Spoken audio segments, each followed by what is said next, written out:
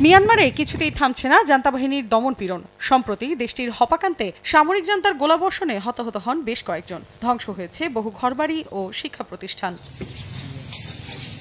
কারেনি রাজ্যে গত আগস্ট মাস জুড়ে জান্তার দমনপীড়নে ব্যাপক প্রাণহানি ঘটেছে। এদের ভেতর নারী ও শিশুর সংখ্যা উল্লেখযোগ্য। মানবাধিকার সংস্থা কারেনি হিউম্যান রাইটস গ্রুপের প্রকাশিত এক প্রতিবেদনে বলা হয়, ন্যাক্কারজনক হামলায় কেবল মানবিক ক্ষতি নয়, রাজ্যের ঘরবাড়ি, বিদ্যালয়, ক্লিনিক, ধর্মীয় ও সরকারি স্থাপনাও ধ্বংসের মুখে পড়েছে। বহু যানবাহন ও কৃষিজমি ভস্মীভূত হয়েছে, যা জীবিকা ও খাদ্য নিরাপত্তাকে আরও সংকটে ফেলেছে। জান্তার সামরিক তৎপরতা মূলত নির্বাচনী প্রস্তুতির অংশ বলেই প্রতিবেদনে উল্লেখ করা হয়েছে।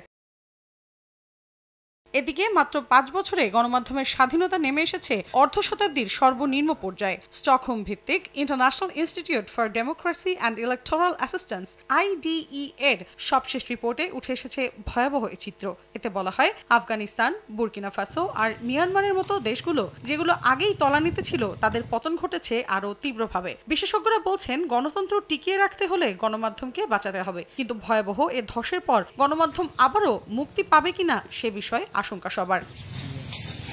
মৌসুমী সাথী, সময় সংবাদ।